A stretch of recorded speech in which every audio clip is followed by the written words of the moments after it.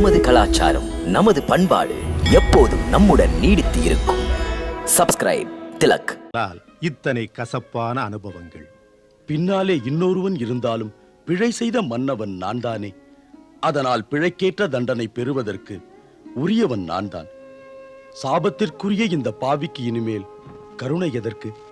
அப்படி சொல்லாதே. மன்னவன் உன்னை நான் தண்டிக்க வரவில்லை. ஏனென்றால் என் கருத்தில் நீ குற்றவாளி அல்ல. உனக்கு தண்டனை எதற்கு?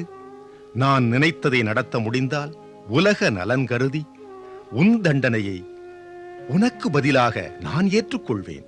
ஆனால் என் செய்வது? கலியுகத்தில் மக்களுக்கு உன் போன்ற அரசன் வேறெங்கே கிடைப்பான்? உன் போன்ற மன்னவனை இழக்கவே கூடாது. உலக நலன்கள் அழியாது காப்பதற்கு பணி செய்த ஒருவன் மரணத்தை தழுவப் போகிறாய். உன்னுடைய தண்டனை நிர்ணயிக்கப்பட்ட ஒன்று. பிரபு, யார் இந்த தண்டனை அளித்தது? என் மைந்தன் சிருங்கன். அவன் தோழர்கள் அவனுக்கு சொல்லி இருக்கிறார்கள். யாரோ ஒருவன் தன் தந்தை மீது செத்த பாம்பை போட்டு சிறுமைப்படுத்தி விட்டானே என்று கோபத்தால் அவன் கொதித்திருக்கிறான். உனக்கு இந்த சாபத்தை கொடுத்திருக்கிறான். இன்றிலிருந்து 7வது நாள் தட்சக நாகம் தீண்டி நீ மடியப் போகிறாய். இல்லை. ராணி, அந்த புறத்துக்கு அழைத்துச் செல்லுங்கள். ஆகட்டும் அரசே.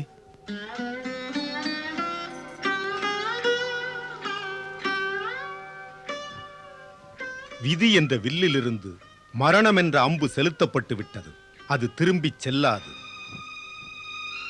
முடிவுரையாக சில அறிவுரைகள். இந்த சமயத்தில் உன்னை காப்பாற்ற எந்த சக்தியும் இல்லை. ஆகையால் இந்த 7 நாட்களில் நீ மரணம் என்ற பயணம் தொடங்கும் நினைப்புடன் இரு.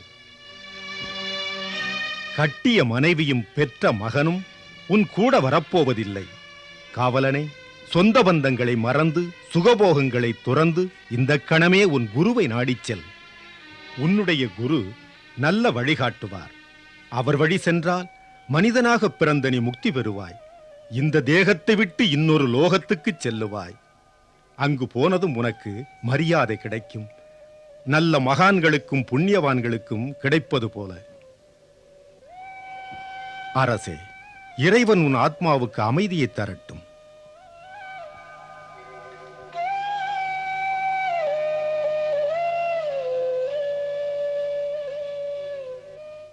வரவேண்டும் மன்னவா. எதிர்பாராத நேரத்தில் என்னை தேடி வர காரணம்? அனைவரும் நலந்தானே? குருதேவா, மரணம் என்னை நெருங்கிவிட்டது. மாமுனிவர் சமீகரின் மைந்தன் சிருங்கியின் கோபத்தால் பெற்ற சாபம். இன்றிலிருந்து 7வது நாள் எனக்கு மரணம் நேரும் என்று. குருதேவா, சந்தேக விளக்கத்திற்காக தங்களிடம் வந்தேன். நான் இங்கு வாழப்போவது இன்னும் 7 நாட்கள். 7 நாட்களில் என்ன செய்ய? எந்த நற்பணிகள் செய்தால் நான் பரலோகம் செல்லுவேன், சென்று முக்தி பெறுவேன்? அரசே, யார் முக்தி அடைய விரும்பினாலும் முக்தியை அடைய ஒரே வழி பக்தி மார்க்கம்தான். புரிந்தது. மானிட இதயத்தில் பக்தியின் பாவம் எப்படி பிறக்கும்? பக்தியின் விதையை அங்கு எவ்வாறு ஊன்றுவது? இதற்கு முறையான எளிய வழி உண்டா? உண்டு, எளிமையான வழி. பகவான் வேதவியாசர் எழுதி வைத்தது அது. யத்பலம் நாஸ்தி தபசா ந யோகீன சமாதினா தத்பலம் லபதி சம்யக்கலோ கேசவ கீர்த்தனா.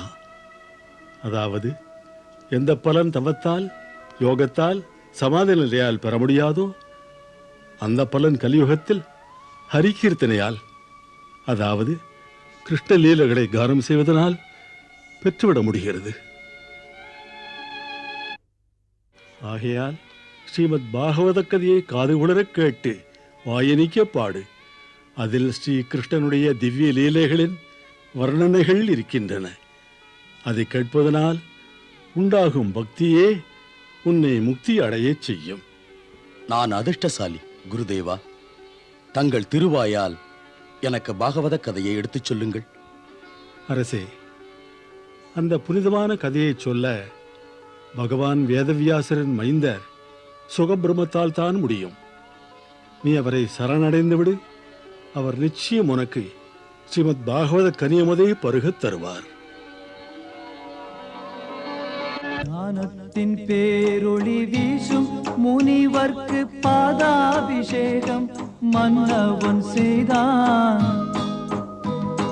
வேதங்களாய் அவர் பாதங்கள் தன்னை வேந்தனும் போற்றிய பூஜைகள் செய்தான்.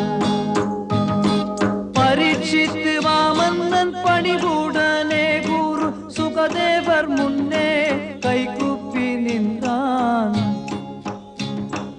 அருட்கரம் காட்டினார் அமைதி உண்டாக ஆன்மீக மௌனத்தின் வாழ்த்துக்களாக.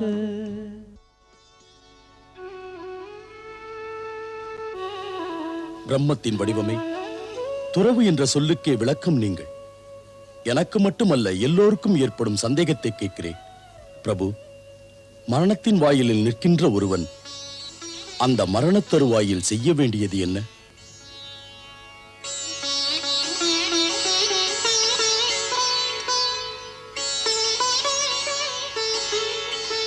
மன்னா, மிகவும் சிறந்த கேள்வி.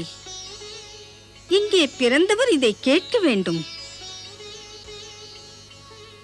அது ஏன் என்றால், இங்கே பிறந்தவர் எல்லாருமே மரணத்தின் வாசலில்தான் நிற்க வேண்டும். இதை அவர்கள்தான் அறிவதில்லை. உன்னுடைய கேள்வி, மரணத் தருவாயில் மனிதன் செய்ய வேண்டியது என்ன என்றுதானே? அரசனே, இதுதானே உன் சந்தேகம்? மரணம் நெருங்கி வரும்போது பயப்பட தேவையில்லை. மரணம் நெருங்குவதற்கு முன்னால் நீ வைராக்கியம் என்ற வாளால் பாசம் தேகத்தின் மீது இல்லாமல் வெட்டிவிடு. ஓம் என்ற பிரணவத்தில் உன் மனம் லயிக்கட்டும். பிராணவாயுவை வசப்படுத்த உன் உள்மனதை கட்டுப்படுத்து. புத்தியின் துணையால் இந்திரியங்களை தலை தூக்க விடாமல் அடக்கிவை. உன் மனதில் பகவானின் திருவடி மலரை நினைந்து நினைந்து பிரபுவின் அந்த நினைப்பிலேயே மற்ற உணர்வுகளை மறக்க வேண்டும். அப்படி செய்யும் போது உயர்ந்த பக்தி யோகம் அனுபவமாகும். அதனால் சாத்திரங்கள் கலியுகத்தில் சாதனைக்கு ஒரு எளிய வழியை பக்தி. ஆகையினால் அரசே, பக்தி அமுதமான பாகவதத்தை சொல்கிறேன். அது பக்தி ரச கங்கையை தருகிறது. ஒரு மனிதன் ஒரு முறை அதிலே நீராடினான் என்றால் மீண்டும் அதிலேயே மூழ்குவானே அன்றி மேலே கரை சேர ஆசை இருக்காது. அதிலேயே அமிழ்வான். அது அவனுக்கு மகிழ்ச்சி. நீ பகவானிடத்தில் பக்தி உள்ளவன். ஆகையால் பாகவத பக்தி கதைகளை உனக்கு சொல்கிறேன். அவைகளில் ஸ்ரீ கிருஷ்ணரின் அன்பும் கருணையும் நிறைந்திருக்கும். அன்பனே, உன் முடிவு நாளில் கிருஷ்ணலீலா அமுதம் ஒன்றுதான் உதவப் போகிறது. துவாபர யுகத்தின் முடிவில் ஒரு நெருக்கடியான நிலை. அமைதியாய் இருந்த பூமியிலே அரக்க சக்திகள் ஒன்றிணைகிறது. அப்போது எண்ணற்ற அரக்கர்கள் தீமை எண்ணங்களை நெஞ்சிலே சுமந்து அமைதியை குலைத்து பூமியை நிலைக்குலைய செய்தார்கள். அதிலே அனைவரிலும் கொடியவன் மதுராவின் ராஜகுமாரன் கம்சன். அவன் தர்மத்தை அழிப்பதையே தன் பெருமையாக நினைத்தான்.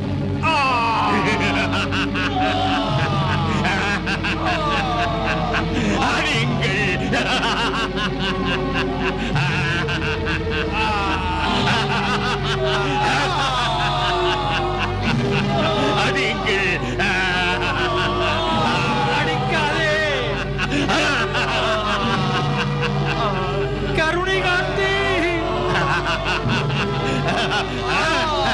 பகவான் உன்னை விட மாட்டார். யார் பகவான்? அப்படி ஒரு கற்பனை இங்கு தேவையோ? கூப்பிடவனை. இன்றைய பகவான் நான் தான். உருப்பட நினைத்தால் இனி என்னை பூஜியுங்கள்.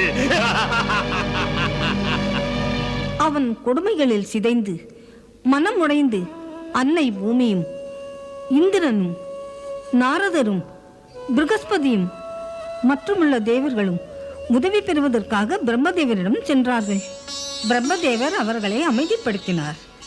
கம்சனை போன்ற அரக்கர்களை அழிப்பதற்காக இறைவன் பூமியில் அவதரிக்கும் நேரம் நெருங்கிவிட்டது என்றார். அவர் மேலும் சொன்னார், இந்த முறை பகவான் ஸ்ரீ கிருஷ்ணரே பூமிக்கு வர முடிவெடுத்திருக்கிறார். பரீட்சித், விதியின் விளையாட்டை பார்த்தாயா? எந்த கம்சனை அழிப்பதற்காக பகவானே அவதாரம் எடுத்து பூமிக்கு வரப்போகிறாரோ அது அந்த கம்சனுக்கு தெரியாது. பகவான் ஸ்ரீ கிருஷ்ணர் தன் சகோதரி தேவகியின் கருவிலை உருவாகப் போவதும் கம்சனுக்கு தெரியாது. பாவம் உண்மை அறியாது கம்சன் தன் சகோதரி தேவகியின் திருமணத்தை யதுகுலத்து ராஜகுமாரன் வசுதேவனுடன் மிக ஆடம்பரமாக நடத்தினான்.